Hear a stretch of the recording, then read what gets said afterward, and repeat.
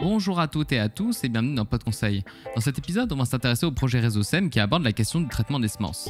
Projet pour lequel il reste de la place pour la culture du pois, alors si vous êtes intéressé, n'hésitez pas à nous contacter, on en reparle un peu plus tard dans l'épisode. Si je vous dis anthracnose, charbon nu de l'orge, carie du blé ou encore fonte des semis, cela devrait vous évoquer quelque chose. En effet, ces maladies fongiques des semences sont un sujet actuel qui préoccupe la profession agricole. C'est d'ailleurs le thème principal du projet Rhizocème qui s'intéresse à l'épineuse question du traitement des semences. Alors vous l'aurez compris, l'épisode du jour traitera de cette question et de comment le projet Rhizocème y apporte des réponses. Et pour animer cette discussion, j'ai le plaisir de recevoir Charlotte Savoya et Pablo Bovi, tous deux conseillers production végétale chez ProConseil et qui travaillent ardemment sur ce projet. Salut. Salut. Alors on va rentrer dans le vif du sujet, mais avant de parler du projet Rhizocème en lui-même, Charlotte, j'aimerais te poser une question, c'est le traitement des semences, depuis quand ça existe, pourquoi on le fait et comment ? Alors, pourquoi on traite les semences ? On traite les semences pour désinfecter des pathogènes qui sont présents dans les grains, premièrement, et deuxièmement, pour protéger la plantule dès la germination contre les pathogènes qui sont dans le sol. Après, le traitement de semences, c'est une pratique qu'on fait depuis longtemps. Il faut savoir, par exemple, qu'au XVIIe siècle, les agriculteurs traitaient déjà leur blé avec du sel pour protéger contre la carie. Donc aujourd'hui, finalement, pour lutter contre les maladies des semences, on a deux leviers. On a ces traitements de semences. Maintenant, les choses, elles ont évolué. On utilise des produits phytosanitaires. Soit deuxième levier, la certification des semences. On s'assure avec plein de contrôles que les semences sont saines et qu'elles ne contiennent pas ces pathogènes. D'accord, donc la certification des semences passe par le laboratoire forcément. Ouais. En fait, si on veut repartir un peu sur l'idée de pourquoi est-ce qu'on veut certifier des semences ou pourquoi est-ce qu'on veut les protéger, c'est parce que quand la plante elle est toute jeune, c'est là où on a le plus de risques. En fait, on veut, dès l'émergence, dès qu'on sème ces plantes, qu'elles soient dans les meilleures conditions possibles. Et si on met des produits phyto, c'est pour la protéger. Si on la certifie, c'est qu'on met un certain label sur la semence en disant que cette semence, elle a passé à travers une catégorie de test, puis qu'elle est saine, donc elle est exempte, ou en tout cas dans des seuils de tolérance tout à fait acceptables au niveau des maladies, mais aussi qu'elle va germer à un certain pourcentage. Donc on est sûr que la semence qu'on va semer dans nos parcelles, elle va bien germer et puis elle ne va pas amener de maladies qui sont récurrentes au niveau du cycle. C'est ça qui est aussi intéressant, c'est de se dire si on réutiliserait notre semence, ce qui est très peu fait en Suisse dans les différents labels, mais le bio le fait par exemple, certaines personnes réutilisent leurs semences.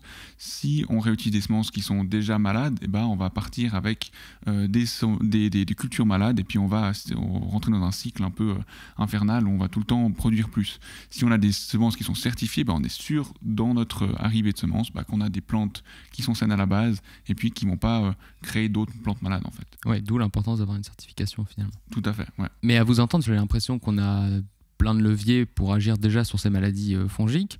On a donc les traitements, vous l'avez rappelé, la certification. Donc pourquoi s'intéresser à la question des traitements de semences ? Pourquoi arrêter finalement ? Alors déjà, si on regarde les traitements avec les produits phytosanitaires, il faut savoir que les 3 matières actives qu'on utilise principalement dans les céréales, elles posent des problèmes de persistance. D'ailleurs, elles sont dans l'annexe 9 du plan d'action fédéral, cette annexe qui liste les produits à potentiel de risque. On sait par exemple, il y a une étude du Laboratoire national des sols, le NABO, il a montré qu'on retrouvait ces matières actives de traitement de semences, même 10 ans après, dans des sols qui étaient passés en agriculture biologique, donc dans des sols qui n'avaient plus reçu ces produits. Deuxième point, on sait que l'efficacité de ces produits diminue. Par exemple, en 2016, on a eu une belle épidémie de charbon nu de l'orge dans des parcelles qui étaient à la base avec des semences traitées. Et puis finalement, troisième point, donc on est dans une dynamique de réduction des produits phyto. Pourtant, les traitements de semences, pour l'instant, ils n'ont pas été beaucoup considérés. C'est pourtant, donc, d'après une étude de la DGAV, de la SPP, 450 kg de matières actives qui sont enfouies dans les sols vaudois tous les ans. Donc c'est quelque chose qui n'est pas très regardé, mais qui n'est pas négligeable pour autant. Donc tout à fait, c'est quelque chose qui n'est pas du tout négligeable, surtout que si on regarde au niveau du marché actuel, on a beaucoup de labels qui commencent à demander des productions sans traitement de semences. Donc en fait, on a une demande pour de la semence qui est saine, pas forcément traitée, mais il faut bien la produire cette semence.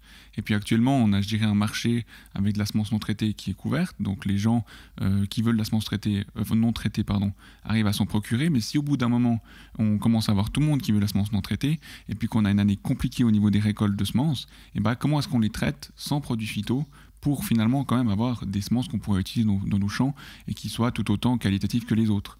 Et puis, on est face à un problème où on n'a plus de produits phyto pour traiter ça. On a du bio qui grandit, qui a besoin de semences non traitées, des labels. Alors, finalement, qu'est-ce qu'on a comme alternative pour traiter nos semences. Et c'est donc la question du projet Rhizocème.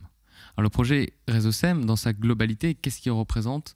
À qui il est destiné et par qui il est mené? Le projet Rhizocème, en fait, c'est un projet soutenu par la Confédération qui se déroule sur le canton de Vaud et le canton du Valais, qui a pour but de rassembler 80 agriculteurs autour de la thématique du traitement de semences et puis des alternatives au traitement de semences. Donc c'est un projet qui est innovant, on a des groupes, on a des échanges, et puis c'est un projet qui va valider certaines méthodes qui ont été recherchées dans la science, au niveau scientifique, mais aussi de permettre d'avoir un espace pour rechercher des techniques alternatives ou des produits alternatifs ou des dynamiques alternatives échangées entre les agriculteurs. Ou d'anciennes pratiques comme l'avait mentionné Charlotte en intro. Tout à fait. Alors après, il y a dans une pratique où on avait des gens qui mettaient du mercure pendant une certaine époque sur les semences. On va éviter de repartir sur ce genre de pratique-là. Mais je dirais, effectivement, peut-être revenir en arrière sur certaines pratiques ou aller dans des choses avec des nouveaux produits. Ça aussi, il faut le savoir. Dans les campagnes, on a beaucoup de nouveaux produits bioactivateurs, biostimulants, poudres de je ne sais quoi, qui arrivent, qui coûtent souvent très cher, ou en tout cas qui sont assez onéreuses. Et c'est nous aussi un très bon cadre pour se dire, mais finalement, est-ce qu'on ne peut pas essayer ce genre de produit ou ce genre de substance au sein du projet, et puis de pouvoir prouver qu'il y a une efficacité ou pas. Dans des conditions suisses, toujours, comme cadre de référence, quoi. Ouais. Alors tout à fait, ce projet, c'est un projet qui se déroule en bandes, donc on a des bandes qui sont comparables au niveau d'une surface, c'est pas quelque chose qui est scientifique avec des plots et puis de la statistique, mais c'est des bandes qui sont les unes à côté des autres, dans plein de conditions pédologiques, dans plein de conditions climatiques différentes, avec plein de productions ou itinéraires techniques différents, ce qui nous permet de définir en tout cas des trends ou voir si effectivement certaines pratiques ou certaines méthodes ont de l'efficacité ou pas. Et en plus à grande échelle. Et il s'intéresse à quelle culture et à quelle maladie? Donc on s'intéresse au blé, à l'orge, au pois et au lupin. Toutes ces cultures, il y a plusieurs maladies des semences qui les touchent, on ne va pas toutes les citer.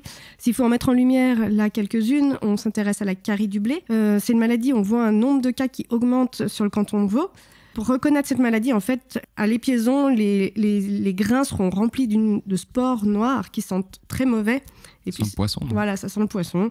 Et puis donc après, quand on va récolter, on va vraiment polluer toute la chaîne de production de la batteuse jusqu'au silo et forcément les contaminations. Voilà. Élargies. En fait, il faut savoir que toutes les maladies des semences, elles se caractérisent par un potentiel de dissémination énorme.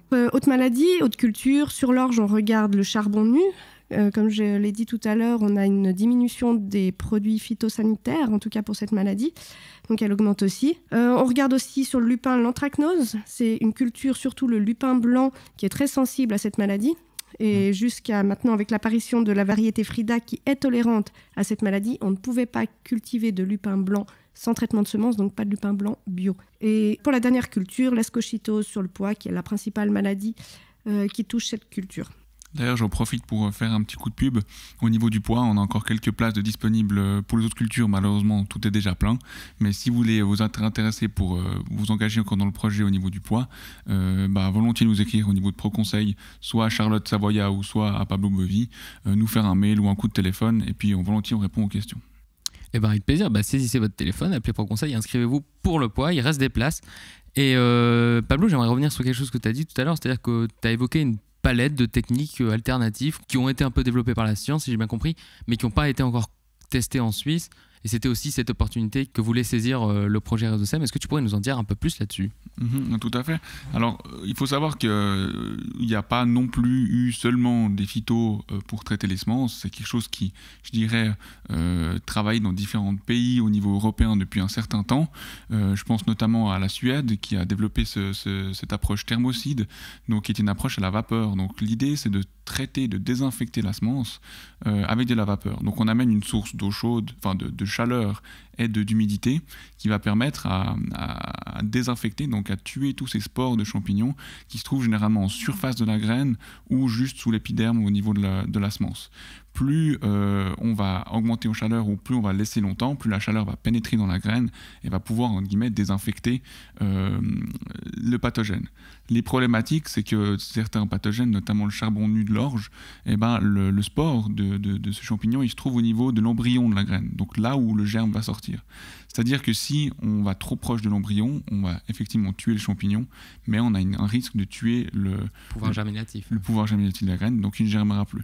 Donc c'est une approche qui est intéressante, qui marche bien, qui est standardisée notamment par cette grande entreprise Thermocide au niveau européen pour beaucoup de différentes cultures. Et puis ça a été déjà recherché au niveau scientifique, on sait que l'efficacité elle est là, que ça fonctionne et que ça a été mis en place.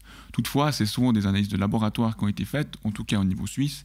Donc pour nous, c'était important de pouvoir mettre en place cette pratique dans des bandes au niveau du champ pour valider cette pratique à l'échelle suisse. Et qu'est-ce qu'on a d'autre ? D'autres choses, on aurait Evonta, donc, qui est une autre alternative qui va traiter aussi, désinfecter, je dirais, la surface de la plante, de la graine, excusez-moi. On va donc créer une espèce de champ électrique. Alors c'est assez complexe au niveau de la physique, de la technique, on ne va pas forcément dans le détail, mais il y a un champ électrique qui va être envoyé sur la surface de la graine, et puis ce champ électrique va changer un peu les polarités de la graine, si j'ose dire, et puis ça va tuer les spores de champignons qui sont à la surface. C'est quelque chose qui est intéressant par rapport à Thermocide, c'est que c'est quelque chose de très compact. On peut venir avec un camion sur une exploitation ou sur un centre de collecte, il y a un convoyeur, ça passe à travers ce type de conteneur de traitement. C'est très rapidement fait, contrairement à Thermocide qui est très gourmand en énergie, il faut chauffer de la vapeur et après il faut sécher les graines. Donc c'est un peu le penchant Thermocide où c'est plus énergivore, je dirais, que Evonta. Très bien. Et ensuite ? Il y a d'autres méthodes auxquelles on s'intéresse, c'est les méthodes développées par les exploitants eux-mêmes sur l'exploitation. À l'ancienne, quoi. À l'ancienne, non, pas forcément. C'est des idées... Des méthodes qu'ils mettent déjà en place ou qu'ils veulent eux tester. Et en fait, on va s'asseoir ensemble, on va discuter, on va mettre au point un protocole commun. Donc du coup, on pourra tester sur plusieurs parcelles cette méthode. On va parler... Des innovations locales, en fait. Voilà, on va parler thé de compost, on va parler traitement au vinaigre, au ferment de céréales, aux poudres de roche ou autres bioactivateurs. Et là, du coup, le plus de ce projet, c'est vraiment de pouvoir comparer sur plusieurs exploitations l'effet de ces méthodes maison. Donc, d'une part, on a des choses qui sont technologiquement avancées, on peut le dire. Et de l'autre part, on a des choses qui sont un peu plus pragmatiques, un peu plus empiriques, qui viennent du terrain. L'idée, c'est de comparer les deux et de voir les efficacités. Est-ce qu'il y a aussi une part de prévention sur des mesures prophylactiques, Ouais. Alors, effectivement, on a toutes sortes d'ateliers qui vont amener de la connaissance, ou en tout cas transférer de la connaissance sur ces problématiques de comment est-ce que je reconnais des maladies de semences, comment est-ce que je peux les réutiliser si je veux les réutiliser, quels sont un peu les réflexes de santé ou de réflexes sanitaires au niveau de la semence, hein, c'est une thématique qui est assez importante. Après, c'est aussi amener toute cette dynamique de pouvoir répondre à un besoin qui est peut-être à la filière semence. Comment est-ce que eux, dans une filière à l'échelle suisse ou à l'échelle vaudoise, peut répondre à ce besoin avec des technologies, je dirais, assez avancées qui peut répondre à des gros volumes. Et puis si quelqu'un à son échelle d'exploitation, lui, il a envie de réutiliser de la semence à des plus petits volumes, à des plus petites conditions de travail, je dirais, sans avoir besoin de ces immenses technologies qui sont très coûteuses ou très compliquées, à son échelle, qu'est-ce qu'il peut faire aussi pour avoir une efficacité qui est similaire et puis être serein quand il va ressemer de la semence qu'il aura produite lui, par exemple.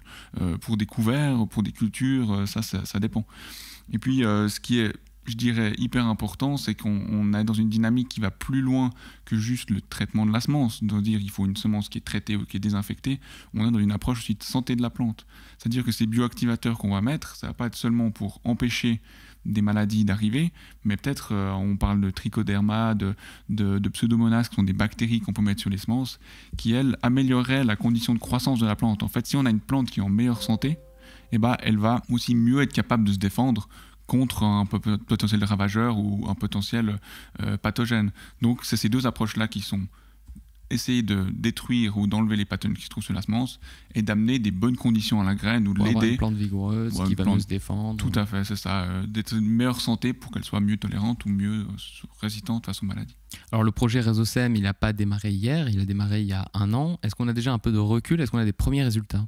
Oui, on a eu les premiers semis de céréales l'automne dernier, les premiers semis de protéagineuses printemps. On a pu regarder, comparer, donc dans nos parcelles chez les exploitants, on a différentes bandes, la levée, la vigueur de départ et l'apparition des maladies. Ce qu'on a vu, en tout cas dans les céréales, c'est qu'il n'y a pas d'impact des différentes méthodes, y compris de l'absence de traitement sur le peuplement, sur la densité. On a des différences par contre sur la vitesse de levée et la vigueur. Plus des impressions des exploitants que la graine est plus fragile. On a des différences entre les méthodes que l'on a testées et c'est à nous maintenant de savoir pourquoi. Dans tous les cas, il faudra répéter ces opérations dans le temps pour avoir des vrais résultats, stables. Oui, voilà, le projet Résocène dure 6 ans, donc on va avoir le temps de répéter ces essais en bande. Et puis ce qu'il faut voir aussi, c'est qu'on va faire évoluer les méthodes que l'on teste avec des nouveaux produits ou produits d'extraits végétaux qui peuvent arriver. Et puis aussi, si une méthode ne marche pas, on arrêtera de la tester. Et puis à savoir aussi, tu disais, pour quand on veut faire un peu des essais sur du long terme, c'est bien d'avoir 6 ans. Ce qui est aussi hyper intéressant, c'est qu'on a des exploitants qui sont sur tout le canton de Vaud, dans les différentes cultures, aussi sur le bassin du Valais, au niveau du Chablais. C'est-à-dire qu'on couvre la majorité des conditions de sol et des conditions climatiques. Donc on sait que la moisissure des neiges, elle va arriver quand on a une bonne couverture neigeuse. Ce sera peut-être plus le cas souvent au pied du Jura, en altitude, et peut-être moins le cas en plaine. Donc ça nous permet aussi d'avoir une diversité de conditions pour nous assurer en fait, que ce qu'on teste n'est pas juste une année, un essai, mais c'est plein de parcelles sur plein d'années, sur plein de conditions différentes. Et ça, c'est hyper rassurant. Donc finalement, on a affaire à un projet qui est quand même assez colossal, qui représente plein de contextes différents, plein d'années. Comment on suit et comment on fait du monitoring sur un tel projet ? Alors du coup, c'est simple, on n'est pas tout seul, il y a plein de partenaires qui participent à ce projet-là. Alors, qui ? Alors notamment Agroscope et le FIBOL qui font tout ce qui est le suivi scientifique au niveau des céréales et puis des protéagineux, également au niveau du sol, parce qu'on a un intérêt au niveau du sol de savoir en fait quels sont l'impact de ces différentes substances au niveau de la microbiologie du sol. Ça c'est également le FIBOL qui fait. Donc on a un suivi de la part des scientifiques sur certaines parcelles qui est vraiment très complet pour vraiment analyser ça en profondeur. Et puis et la filière, non ? Et puis on a également la filière qui se trouve être comme partenaire ici l'ASS, qui fait toute la logistique des semences, donc qui nous a envoyé des camions pour des traitements en Allemagne, en France, jusqu'en Suède, avec des petits lots pour pouvoir avoir les semences et tout ça. Également qui font l'analyse au niveau économique avec le FIBOL également, de savoir quel est l'impact de ces différents traitements, ces différents procédés au niveau de la production de céréales, donc de la filière production céréales en général. Et puis, évidemment, pour ça, on a besoin de plein de partenaires financiers pour nous accompagner. Oui, j'en profite pour les remercier. Donc, nos partenaires financiers, les cantons de Vaud et les cantons du Valais, mais aussi la Fondation sur la Croix, BioSuisse, IP Suisse et SwissSem. Donc, merci à toutes ces personnes qui nous aident et qui rendent le projet possible. Voilà, financièrement pour nous aider là-dedans. Merci à tous les partenaires qui mettent beaucoup d'énergie aussi pour que ce projet avance et puis qu'on puisse avoir des résultats certains et puis en tout cas utilisables pour la pratique. Donc je pense que voilà, on a encore du pain sur la planche. C'est un projet qui est super chouette, dynamique. Donc j'espère qu'on va continuer à être dans la même trend et puis comme ça pour la suite, quoi. Exactement. Eh bien, beaucoup de choses encore à découvrir grâce à ce projet.